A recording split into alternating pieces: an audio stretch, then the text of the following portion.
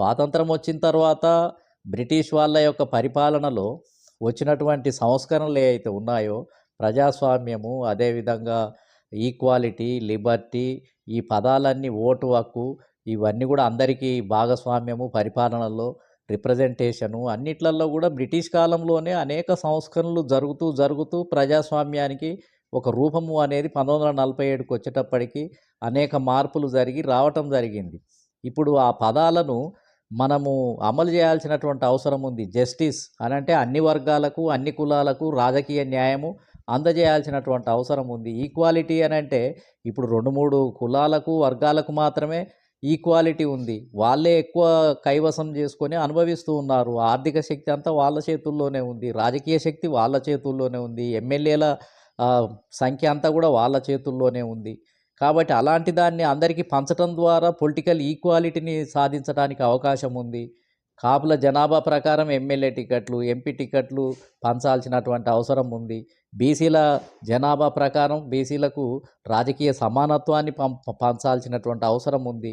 ఇవన్నీ అసంపూర్తిగానే ఉన్నాయి. రాజకీయ సమానత్వము, రాజకీయ న్యాయము, సోషల్ జస్టిసు, అదేవిధంగా డెమోక్రసీ, ప్రజల రిప్రజెంటేషను ప్రభుత్వంలో ఉండాలి, పరిపాలనలో ఉండాలి. అసెంబ్లీలో 2, 3 కులాలతోటే ఎమ్మెల్యేలంతా కూడా నిండిపోయినరు. మిగిలిన 100 కులాలకు పైగా ఉన్నటువంటి కులాలకు అసెంబ్లీలో ప్రవేశం లేదు. ఆ ప్రవేశం చేయించడానికి ఎలాంటి మార్పులను చేపట్టాలి అనేది దృష్టి కేంద్రీకరించాలి. మిగిలిన వాళ్ళకు కూడా వాళ్ళ బాధలు, గోడును, సమస్యలను చెప్పుకోవటానికి అసెంబ్లీలలోకి ఎట్లా ప్రవేశింపజేయాలి, వాళ్ళకి ఎట్లా టికెట్లు ఇవ్వాలి, వాళ్ళు రావటానికి ఎలాంటి మార్పులు చేయాలి, ఇవన్నీ కూడా ఆలోచించి కొత్త చట్టాలను, కొత్త పద్ధతులను, రాజకీయ పార్టీల్లో మార్పులను చేపట్టాల్సినటువంటి అవసరం ఉంది. కాబట్టి పరిపాలన అంటే మళ్ళా ఒక మతము, ధర్మము, సనాతన లేకపోతే ఇలాంటి వరకే మళ్ళా వెనకకు పోయి వాటిని పట్టుకొని మళ్ళీ మీరేదో కాపాడుతున్నట్టుగా, మొత్తం దాన్ని ఏదో భుజానికి ఎత్తుకోబోతున్నట్టుగా అవన్నీ చేయటం అనేది అది మత ధర్మశాస్త్రం ప్రకారము మతానికి సంబంధించినటువంటి సెంటిమెంటు వ్యక్తిగతంగా ప్రతి కుటుంబంలో కూడా వాళ్ళు అనుసరిస్తారు. అది ఒక కుటుంబానికి సంబంధించింది, వ్యక్తికి సంబంధించింది. ఇవాళ హిందూ ధర్మాన్ని ఎవరు దాడి చేసినా దాన్ని ఎదుర్కొనే శక్తి రాజ్యాంగం ప్రకారం కూడా కోర్టులు ఉన్నాయి, సంస్థలు ఉన్నాయి. ఇవన్నీ కూడా కాపాడటానికి అవకాశం ఉంది. కానీ ఒక ప్రభుత్వమే భుజానికి ఎత్తుకొని అహర్నిశలు ఇంకా దాని మీద ప్రభుత్వాలే అదే పనిగా చేయాల్సినటువంటి అవసరం ఉందా? కాబట్టి వ్యక్తిగతంగా అందరూ శ్రీరాముణ్ణి పూజిస్తున్నారు, గౌరవిస్తున్నారు, పండుగలను చేస్తున్నారు. అన్నీ ఒక్కొక్క సమయంలో ఒక్కొక్క దేవి దేవతలను పూజిస్తారు, గౌరవిస్తూనే ఉన్నారు. అవి వ్యక్తిగతంగా పాటిస్తూనే ఉన్నారు. కాకపోతే కొంతమంది అక్కడక్కడ చెదురుమురు సంఘటనలతోటి, వ్యక్తుల యొక్క ఆరోపణలతోటి కొన్నిసార్లు ఒక్కొక్కసారి హిందూయిజం మీద కానీ, లేకపోతే సనాతన ధర్మం మీద కానీ కొన్నిసార్లు దూషణలు, కొన్నిసార్లు ఖండనలు ఇలాంటివి వచ్చే సమయం ఉంది. కొంచెం వాటిని విశాల దృక్పథంతో సరి చేసుకునే విధంగా మార్పులు చేర్పులు చేసుకోవాలి. కానీ ఇంకా ఇప్పుడు బీజేపీయే క్రమక్రమంగా మారిపోయి ఏదైతే 100% హిందుత్వము, అదేవిధంగా సనాతన ధర్మము, వర్ణాశ్రమ ధర్మము అని ఒకప్పుడు మహాత్మా గాంధీ ఏదైతే చాతుర్వర్ణ వ్యవస్థలో కొన్ని మంచి లక్షణాలు ఉన్నాయి, చెడు లక్షణాలన్నిటిని కొన్ని నిర్మూలించాల్సినటువంటి అవసరం ఉంది, మనం మారాల్సినటువంటి అవసరం ఉంది అని ఏదైతే మరి గాంధీ ద్వారా మొదలుపెట్టినటువంటి ఇదంతా కూడా తర్వాత బీజేపీనే వాటిని మాట్లాడుతూ వాళ్ళే ఇప్పుడు అనేక మార్పులు చేర్పులకు గురయ్యి ఇవాళ వాటిని పొడిగా మాట్లాడుతూ ఈ రాజకీయపరమైనటువంటి అంశాల గురించే బీజేపీ ఎక్కువ మాట్లాడుతున్నటువంటి పరిస్థితిని చూస్తూ ఉన్నాం.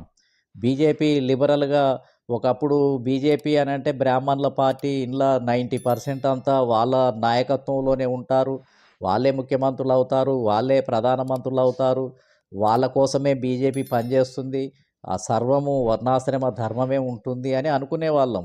అలాంటిది వాళ్ళు క్రమక్రమంగా రాజకీయ పార్టీ పెట్టుకోవటం ద్వారా రాజకీయ పార్టీని బలోపేతం చేసుకోవటానికి వాళ్ళు గత్యంతరం లేక అనేక మార్పులను ప్రవేశపెట్టుకునే పరిస్థితి బీజేపీలోనే మొదలైంది. అసలు బీజేపీలోనే ఎస్సీలు బీజేపీకి జాతీయ అధ్యక్షులు అయినటువంటి పరిస్థితి ఉంది. నాన్ బ్రాహ్మణ్స్ వెంకయ్యనాయుడు లాంటి వ్యక్తులు బీజేపీకి జాతీయ అధ్యక్షులు అయినటువంటి పరిస్థితి ఉంది.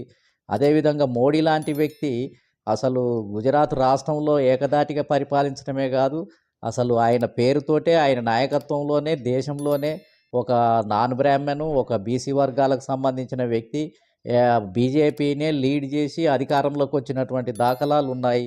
బ్రాహ్మణ లీడర్షిప్ అంతా కూడా బీజేపీలో ప్రేక్షకులుగా మారిపోయినటువంటి పరిస్థితి ఉంది. అదేవిధంగా రాష్ట్రపతులలోనే బీజేపీ ఒకసారి ఎస్సీని, ఒకసారి గిరిజన, ఒకసారి మహిళ, ఇవన్నీ కూడా ముస్లిము యాక్సెప్ట్ చేయాల్సినటువంటి పరిస్థితి ఏర్పడింది. వాళ్ళే లిబరల్‌గా మారుతూ అన్ని వర్గాలకు స్థానం కల్పిస్తూ, అన్ని వర్గాలను అందులో ఇముడ్చుకోవాల్సినటువంటి అనివార్య పరిస్థితులున్నాయి. ఒకప్పుడు బీజేపీ అన్ని రాష్ట్రాల్లో గెలిస్తే ఇందులో బీసీ ముఖ్యమంత్రి ఉంటాడా? ఎస్సీ ముఖ్యమంత్రి ఉంటాడా? ఎస్టీ ఉంటాడా? లేకపోతే నాన్ బ్రాహ్మణులు ఉంటారా? అని అనుకునేవాళ్ళం. ఇవాళ బీజేపీలో ఈ అన్ని పరిణామాలు ఎస్సీలు ముఖ్యమంత్రులు అవుతున్నారు, బీసీలు ముఖ్యమంత్రులు అవుతున్నారు, గిరిజనులు ముఖ్యమంత్రులు అవుతున్నారు, నాన్ బ్రాహ్మణులు ముఖ్యమంత్రులు అవుతున్నారు. అదేవిధంగా నాన్ బ్రాహ్మణులే అసలు ప్రైమ్ మినిస్టర్లు అయ్యే పరిస్థితి ఉత్పన్నమైంది ఒక బీజేపీ ద్వారానే. కాబట్టి ఇవన్నీ మారుతూ ప్రజాస్వామ్యాన్ని విస్తృతపరచాలి, ప్రజాస్వామ్యాన్ని సంరక్షించే పద్ధతులను పూనుకోవాలి. కాబట్టి పవన్ కళ్యాణ్ గారు కూడా ఇవాళ ఏదైతే టీడీపీ, జనసేన నాయకత్వంలో వచ్చినటువంటి ప్రభుత్వము ఇంతకుముందు అనుభవించిన వర్గాలే కాకుండా ఏకధాటిగా కొత్త వర్గాలకు కూడా అవకాశం కల్పించి, కొత్త వర్గాలను కూడా పరిపాలనలోకి తీసుకొనొచ్చి, అసెంబ్లీలోకి తీసుకొనొచ్చి, వాళ్ళను కూడా కూర్చోబెట్టి, గౌరవించి, ఒక ప్రజాస్వామ్యాన్ని విస్తృతపరచాల్సినటువంటి చర్యలకు పవన్ కళ్యాణ్ గారు పూనుకోవాలి. ఇప్పటివరకు కాపులు ఈ రాష్ట్రంలో ముఖ్యమంత్రి కాలేదు. చాలా పెద్ద సంఖ్యలో ఉన్నారు. బీసీలైతే 50% ఉన్నారు. ఇప్పటివరకు బీసీలకు ముఖ్యమంత్రి అయ్యే పరిస్థితే లేదు. ఇది ప్రజాస్వామ్యానికి ఏ విధంగా మంచిగా ఉంటుంది? 2, 3 వర్గాలే ఏకధాటిగా పరిపాలిస్తుంటే, మిగిలిన వర్గాలన్నీ ప్రేక్షకులుగా కాపులు, బీసీలు, ముస్లిం మైనారిటీలు, అదేవిధంగా ఎస్సీ, ఎస్టీలు అసలు పరిపాలనకే దూరంగా ఉండిపోతే, ముఖ్యమంత్రులే కాకపోతే, అసలు మంత్రివర్గంలో స్థానమే సరిగా ప్రాతినిధ్యం లభించకపోతే, దీన్ని మార్చాల్సినటువంటి అవసరం లేదా? దీన్ని సంస్కరించాల్సినటువంటి అవసరం లేదా? పవన్ కళ్యాణ్ గారు సంస్కరణల కోసం పోరాటం చేయాలి. రాజకీయ సంస్కరణల కోసం, ఆర్థిక సంస్కరణల కోసం, అదేవిధంగా ఉద్యోగ రంగంలో కొన్ని వర్గాలే తిష్ట వేశారు. మిగతా వర్గాలకు కూడా మిగతా వర్గాలకు కూడా అవకాశాలు ఇవ్వాల్సినటువంటి అవసరం ఉంది. దానికోసం పవన్ కళ్యాణ్ గారు ప్రయత్నం చేస్తే రాజకీయ మార్పు జరుగుతుంది, సామాజిక మార్పు జరుగుతుంది, దేశంలో ఈక్వాలిటీ వస్తుంది. అన్ని వర్గాలకు ప్రాతినిధ్యం ఉంటేనే ఈక్వాలిటీ అని అంటాం. 2, 3 వర్గాలే పరిపాలిస్తూ చట్టాలను చేసి, శాసనాలను చేసి, మేమే పరిపాలిస్తాము, మీరు ఓట్లేయండి, మీరు కేవలం మా జెండాలను మోయండి, జనసభలను, సమావేశాలను జయప్రదం చేయండి, మేమంతా నిర్ణయాలు చేస్తుంటాం, మీరంతా కట్టుబడి ఉండండి, మీరంతా అని ఈ రకంగా ఎంతకాలం ఇది కట్టుబానిసత్వమే, ఇది రాజకీయ బానిసత్వమే ఇది. కాబట్టి దీని నుంచి ఆంధ్రప్రదేశ్ ప్రజానీకాన్ని విముక్తి చేసే దిశగా మరి పవన్ కళ్యాణ్ గారు ఆలోచిస్తారు అని చాలామంది ఆ విధమైనటువంటి ఆలోచనతోటి గతంలో ఉండేవాళ్ళు.